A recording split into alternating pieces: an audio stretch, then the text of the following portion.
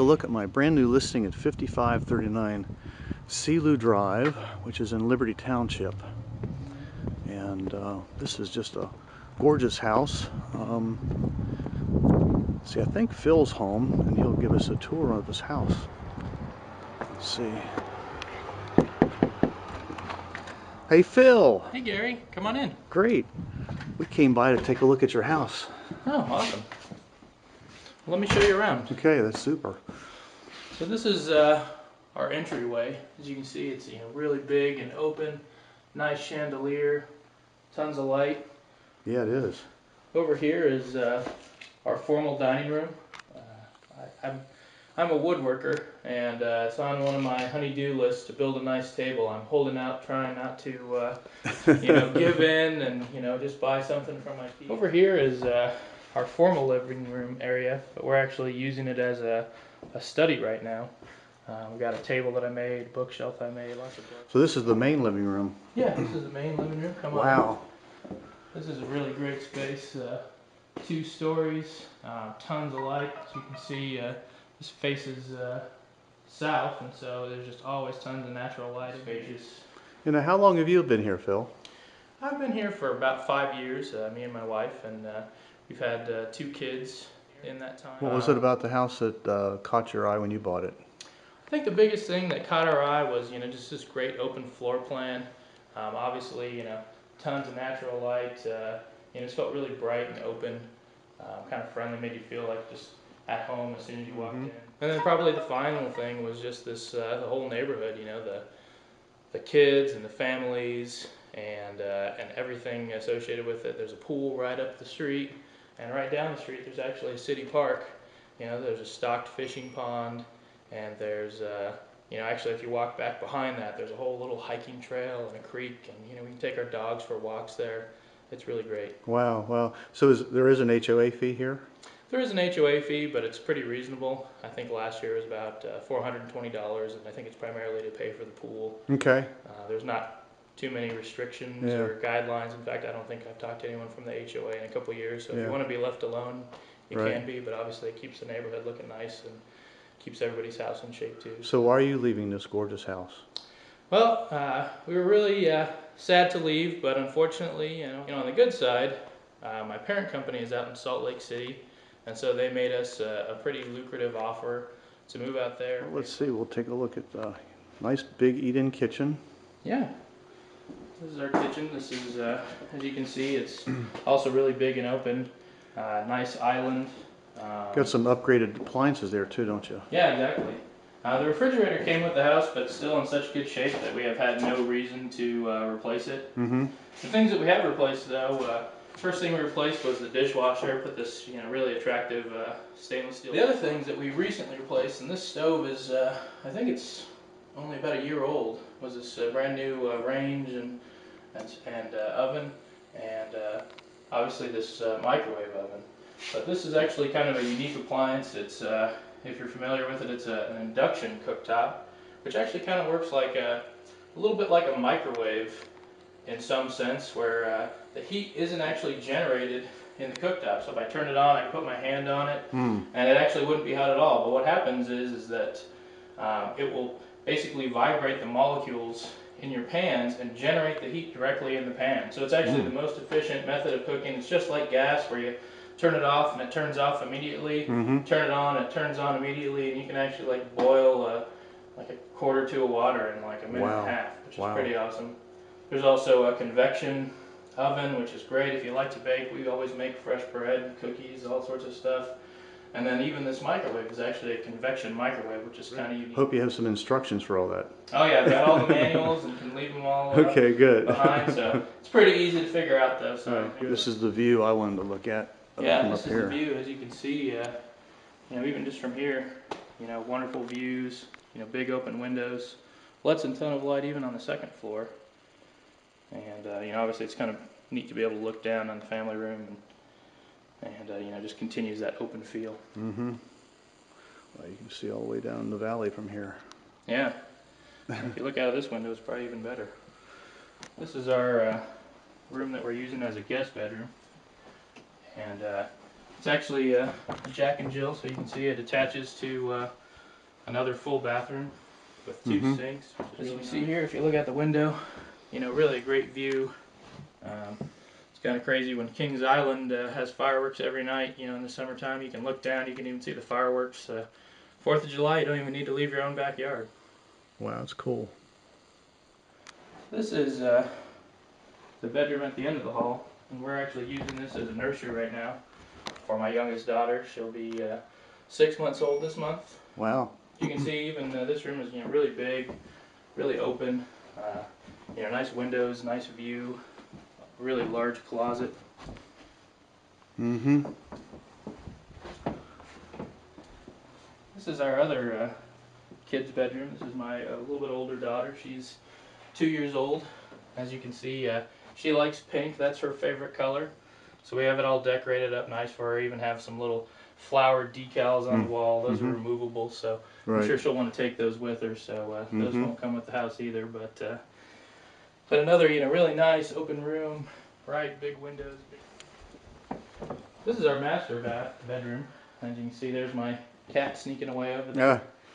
But this is, you know, another really one of the reasons that we bought Big the house. room. I mean, it's just like the great room. It's a huge space.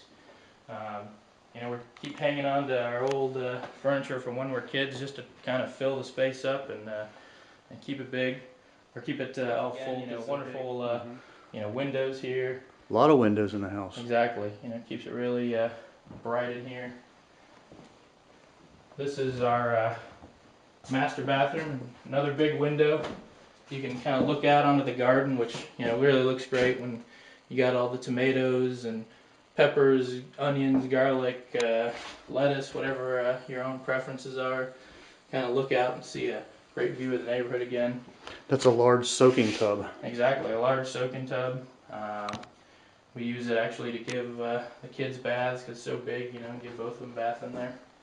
Big walk-in closet, double sinks. Double sinks again, you know, big mirror, really nice. This is just kind of a little linen closet, and this is you know, the bathroom right here. And then over here we have a really large walk-in closet, which is nice. Just gives us a ton of storage space to, you know, store all of our clothes and all of my wife's shoes. This is our basement, which is right off the kind of main entryway. Still haven't finished it. We thought about it, but we just haven't really needed the space. We got plenty of space upstairs, and so this has been a lot better just kind of for a hobby space for us. We have lots of shelving that we built, and you know, if you want the shelves, we'll be happy to leave them all behind. You know, obviously it's great for storage and kind of keeps everything up off the floor and you know, off on the side, so they're kind of out of the way. This is a really nice feature. As you can see, the basement's actually comes with a rough-in, so if you do decide to finish it, you know, it's already set up for a full bathroom, which is you know, a really nice feature. You can, you know, get a lot more living space out here. It's a nice location in the basement too. Yeah, exactly. Near the back wall in the center. Kind of in the back, and it's kind of a natural place that you want to build a wall anyways, because you can see some of these pillars here. So it kind of works out well that they're not like right in the middle of any space, but, you know, kind of set up underneath the stairs, or you could put some storage space in, put a bathroom in. Right. This is the sump pump back here, yeah. In the back. This is kind of up on the top of the hill, and when we put in the retaining wall out front, we actually made it so that all the water would drain straight down. There's all piping underneath it all, so it drains straight down off to the side. And so I don't think that the sump pump has ever turned on in the 5 years that we've been here. Wow. Okay, we're gonna take a look at the laundry room real fast, and then look at your special garage. Sure. This is the laundry room right here. You know, another nice space, nice window. We haven't put in any shelves or anything like that, but you know, plenty of space for your washer and dryer, and there's a utility tub that'll stay here. This is also where the first floor bathroom is. This is a half bath. As you can see right here. Nice bathroom, you know. Nice little pedestal sink and toilet, so it's just really clean. Now, tell us a little bit about your garage. You can't really put a car in it right now, can you? Right now, you probably could put a car in there, but you probably wouldn't want to. This is my workshop. I'm a big avid woodworker, and so even though it's a 3-car garage, there are actually no cars currently living in it. So it's kind of a surprise. Let me show you, and then we'll go from there. Okay. after use.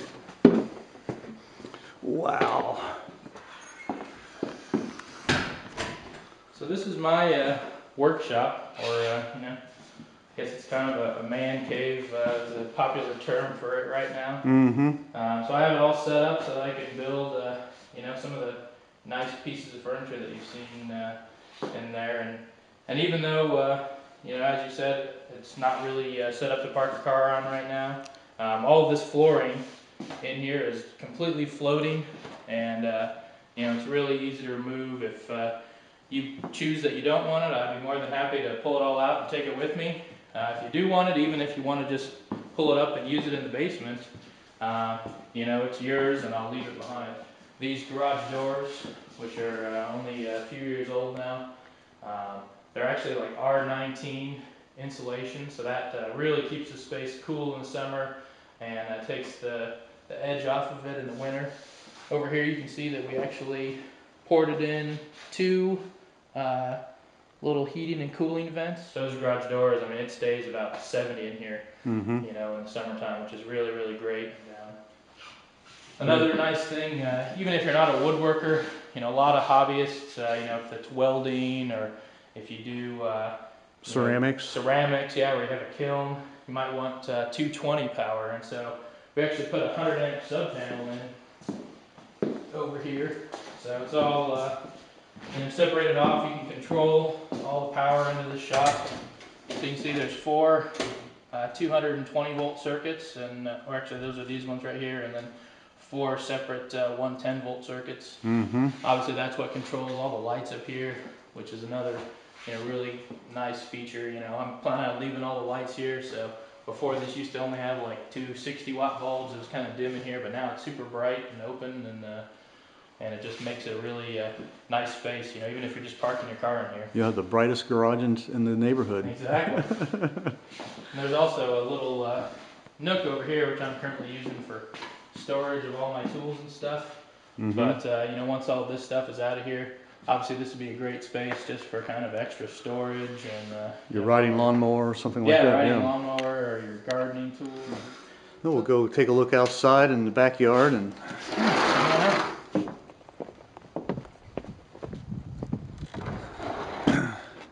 The whole yard's fenced in, right, Phil? The whole yard is fenced in. We actually have 2 Labrador retrievers, so they run around and play around here. The whole property is about half an acre. As you can see, we put in a nice little garden, kind of terraced on the hill. It looks really nice when you got all the plants and everything on there, and it's just easy.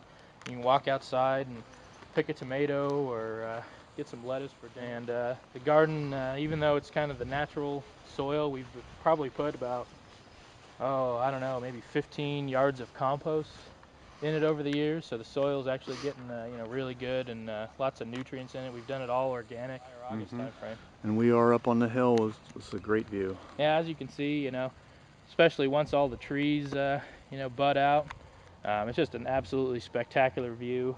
I think this property behind us is actually one of the largest properties in all of Cherokee Estates, and so all these trees, you know, get really green, and you know, it gives you some privacy, and just kind of makes you feel a little bit more separated from your neighbors. How we set everything up, and luckily with a big yard like this, and you can space everything out and make it really nice.